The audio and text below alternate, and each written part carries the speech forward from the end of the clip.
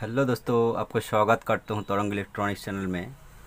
तो दोस्तों, आज इस वीडियो में आपको साथ जो नॉलेज शेयर करूंगा कि एलजी पीसीबी के अंदर जो वर्टिकल आईसी देखा जाता है, बहुत कुछ नंबर के ऊपर वर्टिकल आईसी हो सकता है, लेकिन ये जो सातों टंग वाला, जो सातों पिन वाला जो वर्टिकल आईसी आप देख रहे हो, ठीक है, ये पोजीशन पर बहुत कुछ वर्टिकल आईसी यूज़ होता है। तब भी आपको थोड़ा सा नॉलेज दे देता हूँ कि यहाँ पर आप 4865 आईसी यूज़ कर सकते हो, 4863 आईसी यूज़ कर सकते हो, 4864 आईसी यूज़ कर सकते हो। लेकिन आपको ध्यान रखना पड़ेगा कि अल्ट्रा स्लिम पिक्चर ट्यूब होगा तो ज़रूर ये पोजीशन पर आपको TDA 4865 आईसी देखने को मिलता है, ठीक है।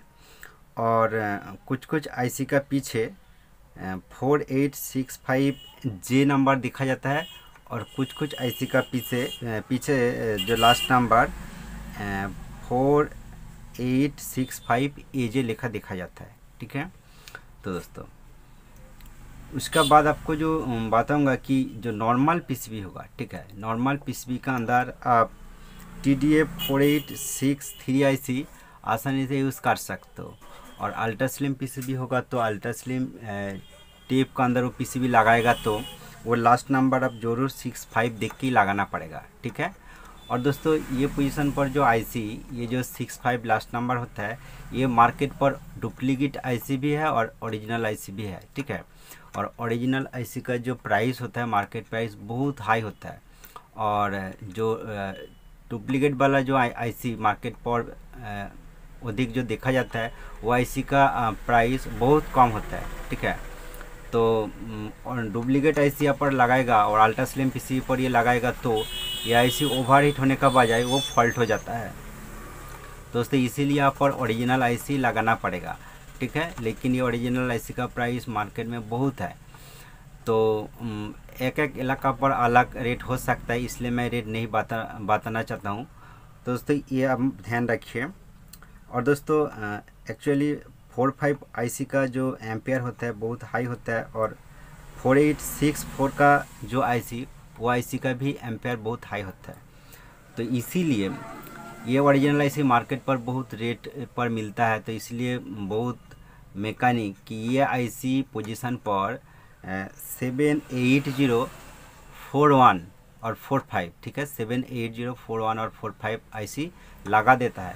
लेकिन दोस्तों, एक बात, ये वो आईसी लगाने का समय ये आईसी का जो पिन और वो आईसी का जो पिन फंक्शन बहुत अलग है, तो इसीलिए वो आईसी को आपको मॉडिफाई करके, एक्चुअली ये पिन फंक्शन को थोड़ा मॉडिफाई करके लगाना पड़ता है।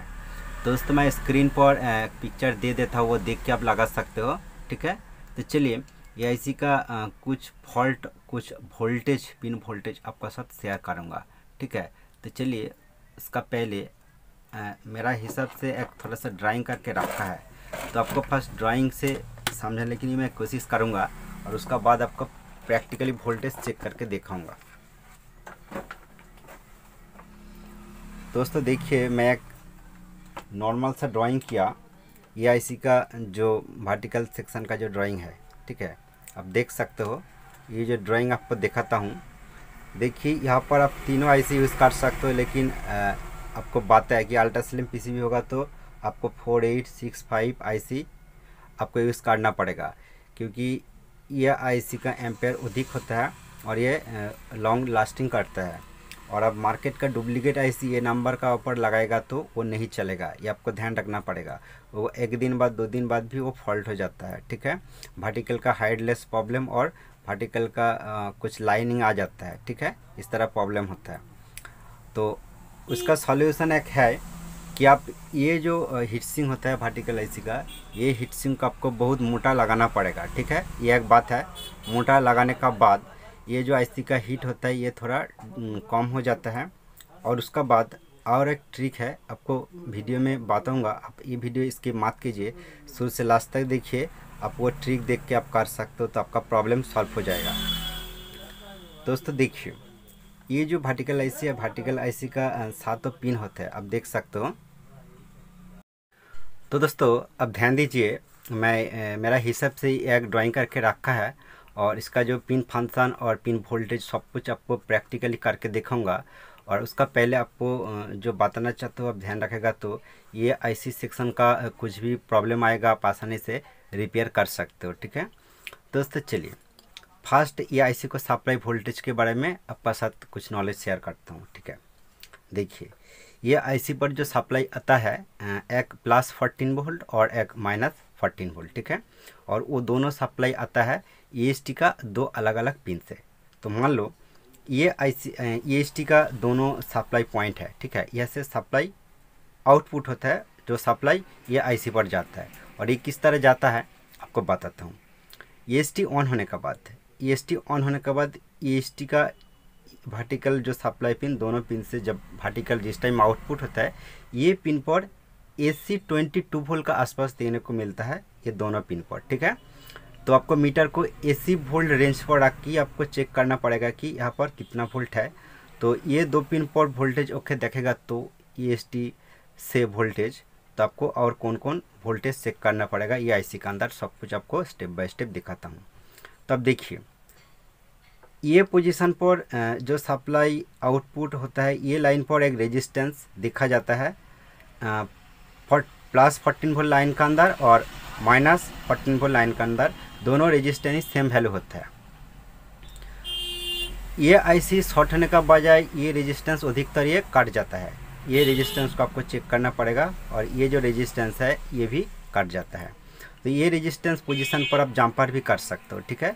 और कुछ भी लो वैल्यू का रेजिस्टेंस आप यूज़ कर सकते हो, मान लो 2.2 ओम्स 3.3 ओम्स का आसपास कुछ भी लो वैल्यू, ठीक है। तो चलिए उसका बाद ये जो सप्लाई जाता है, ये सप्लाई एक डायोड का पॉजिटिव पिन पर जाता है, ठीक है। एक डायोड का पॉजिटिव पिन पर जाता है और ये डायोड का नेगेटिव पिन पर इन होता है और पॉजिटिव साइड से वो सप्लाई आउटपुट होने के बाद वो 1 नंबर पिन पर सप्लाई जाता है, ठीक है। तो डायोड का ये पॉजिटिव साइड पर आपको +14 वोल्ट देखने को मिलेगा। ये पॉइंट पर पॉजिटिव 15 वोल्ट, ठीक है, सप्लाई आना चाहिए। और ये पॉइंट पर सप्लाई नहीं आएगा तो क्या करना पड़ेगा। तो दोस्तों पैरेलल एक पीएफ देखा जाता है, ये डायोड जो कनेक्शन है ये डायोड का साथ एक पीएफ देखा जाता है। तो दोस्तों ये डायोड आप ओपन करके सप्लाई दे सकते हो, तब भी यहाँ पर वोल्टेज आएगा, सब कुछ ओके होगा तो। लेकिन ये डायोड ये पीएफ शॉर्ट हो जाएगा तो यहाँ पर वोल्टेज देखने को नहीं मिलेगा, ठीक है। तो इसीलिए यहाँ पर वोल्टेज नहीं मिलेगा, तो आप ये डायोड का शॉर्टिंग चेक कीजिए। तो ये डायोड भी शॉर्ट हो सकता है, ये पीएफ भी शॉर्ट हो सकता है। और दोस्तों इसका और एक रीजन है, ये जो सप्लाई लाइन होता है ये सप्लाई लाइन का एक फिल्टर कैपेसिटर देखा जाता है, ठीक है। जिस कैपेसिटर का पॉजिटिव साइड ये सप्लाई लाइन का साथ है, ये कैपेसिटर शॉर्ट होने के बाद भी वोल्टेज नहीं मिलेगा, क्योंकि ये सप्लाई वोल्टेज जो ग्राउंड पर चला जाएगा, ठीक है। ये आपको ध्यान रखना पड़ेगा। तो दोस्तों उसका बाद आपको नेगेटिव सप्लाई देखा, तो देखिए जब ये नेगेटिव सप्लाई रेजिस्टेंस का थ्रू इधर आएगा और ये पोजीशन पर एक डायोड उल्टा करके कनेक्शन देखा जाता है, क्योंकि ये डायोड का ये सप्लाई लाइन इनपुट साइड का ये पॉजिटिव साइड होता है डायोड का, और इसका जो आईसी साइड होता है ये नेगेटिव साइड होता है। यहाँ पर ये डायोड का ये साइड पर आपको -14 वोल्ट और 15 वोल्ट का आसपास देखने को मिलेगा। दोस्तों यहाँ पर वोल्टेज नहीं मिलेगा तो ये डायोड और सेम तरह ये पीएफ भी प्रॉब्लम हो सकता है, ये आपको चेक करना पड़ेगा। और ये लाइन का अंदर एक कैपेसिटर जो देखा जाता है, ये कैपेसिटर भी शॉर्ट हो सकता है, ये भी आपको चेक करके देखना पड़ेगा, ठीक है। और ये रेजिस्टेंस भी ओपन हो सकता है। दोस्तों इसका साथ आपको बता देना चाहता हूँ कि ये जो ड्राइंग मैं करके रखा है ये रॉन्ग कनेक्शन हो गया, तो इसलिए मैं ये अलग मार्किंग कर दिया कि ये कनेक्शन आप छोड़ दीजिए, ठीक है।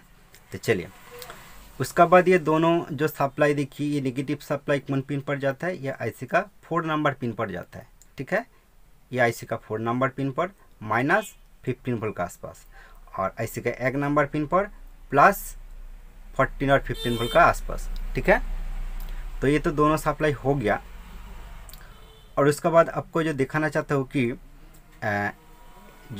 ये जो कॉयल में कनेक्शन करके रखा है कि ये वर्टिकल योक कॉयल कनेक्शन है, ये योक कॉयल है वर्टिकल का योक कॉयल।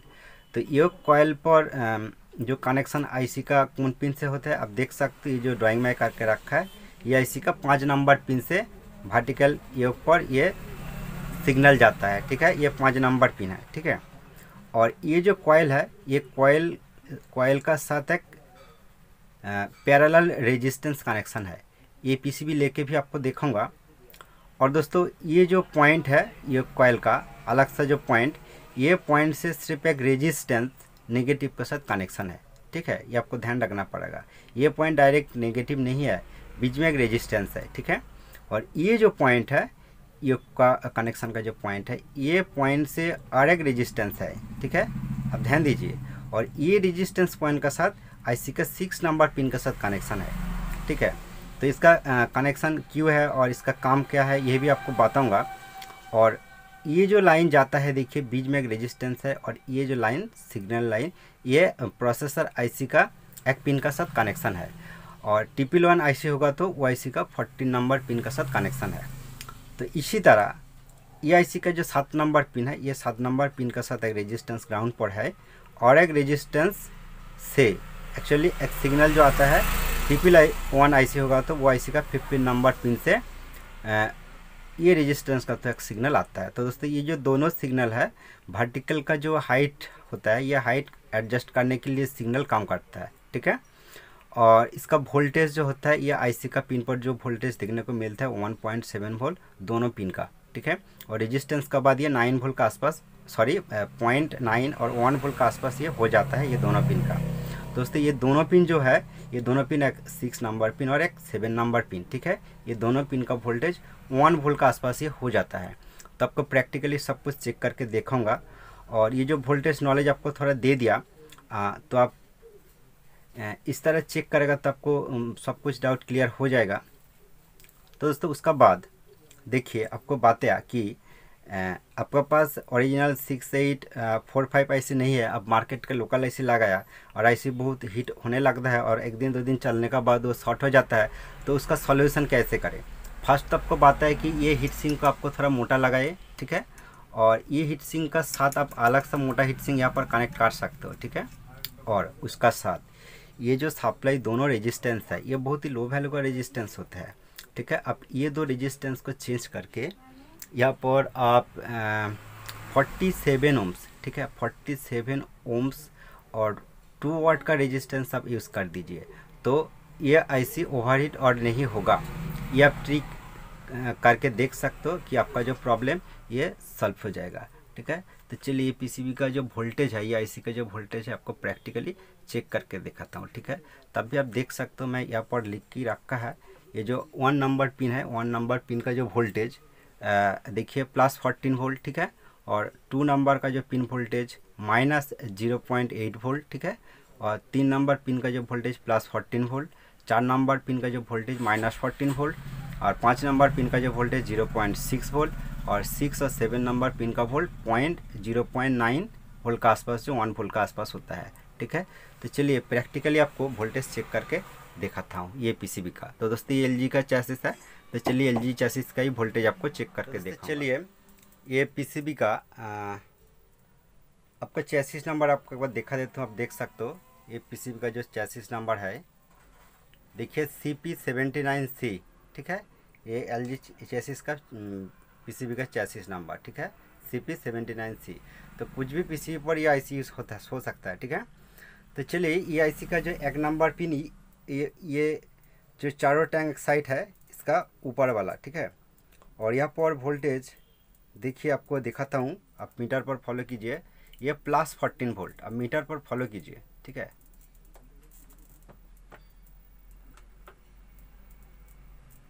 ये देखिए +14 वोल्ट। और दोस्तों ये 1 नंबर पिन है, और उसके बाद ये तीनों पिन जो इधर साइड कनेक्शन है, ये पिन का 2 नंबर पिन है। ये पिन पर देखिए वोल्टेज देखिए -0.8 है, ठीक है। आप मीटर का ये साइड पर फॉलो कीजिए कि डिजिटल मीटर का अंदर नेगेटिव वोल्ट होगा तो एक माइनस चिन्ह देखा जाएगा, और पॉजिटिव वोल्ट होगा तो माइनस चिन्ह नहीं देखा जाएगा। ये आपको ध्यान रखना पड़ेगा, ठीक है। तो चलिए सप्लाई पिन पर भी आपको दिखाता हूँ। देखिए ये 1 नंबर पिन पर देखिए +14 वोल्ट, क्योंकि इसका अंदर प्लस चिन्ह नहीं है, ठीक है। अब ध्यान दीजिए मीटर के अंदर।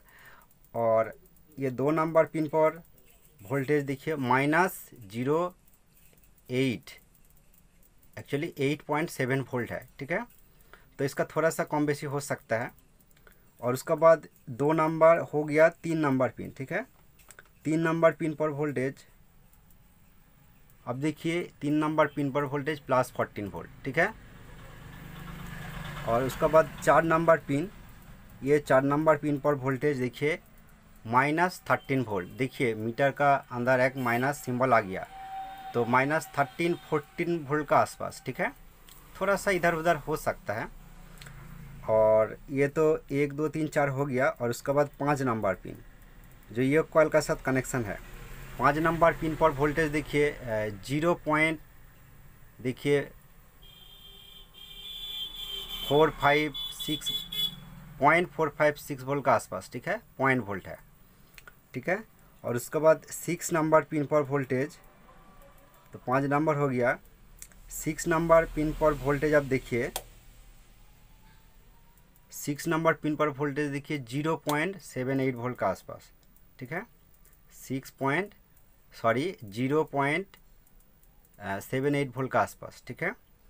और उसके बाद लास्ट जो 7 नंबर पिन, ये 7 नंबर पिन पर देखिए वोल्टेज 0.8 वोल्ट, ठीक है। 8 वोल्ट देखिए, आप ध्यान से देखिए 0.8 9 इस तरह वोल्टेज देखा जाता है, ठीक है। तो ये 1 वोल्ट का आसपास देखा जाता है। दोस्तों ये जो दोनों पिनों का वोल्टेज जो आता है, अब लाइन ट्रैक करेगा तो आप देख सकते हो, ये जो लाइन जाता है ये बीच में ये रेजिस्टेंस है, ये एक जम्पर है, ये एक रेजिस्टेंस है। और ये जो लाइन जाता है देखिए बीच में और एक जम्पर है। और ये पॉइंट देखिए, ये पॉइंट जो है यहाँ पर देखिए 1.7 वोल्ट, ठीक है, 1.7 वोल्ट। तो ये जो पॉइंट डायरेक्ट जाता है ये आईसी का 14 नंबर पिन पर। तो 14 नंबर और 15 नंबर पिन से 2 सिग्नल ये सेक्शन पर आता है। तो दोस्तों ये 2 सिग्नल, ये 2 जो जम्पर है, ये ऊपर का एक लाइन जो अलग पिन पर जाता है देखिए 1.7 वोल्ट, और उसका नीचे भी और एक लाइन है, ठीक है। ये पिन पर भी वोल्टेज आप देख सकते हो 1.7 वोल्ट के आसपास। तो ये सिग्नल ब्रेक करेगा और ये सिग्नल नहीं जाएगा, तो ये आईसी का जो हाइट लेस प्रॉब्लम और जो हॉरिजॉन्टल लाइन प्रॉब्लम ये भी हो सकता है। और ये आईसी का साथ जो जो कंपोनेंट कनेक्ट है, जो जो पार्ट्स कनेक्शन है, कुछ भी पार्ट्स प्रॉब्लम होने के बाद भी वर्टिकल सेक्शन का बहुत कुछ प्रॉब्लम वो हो सकता है।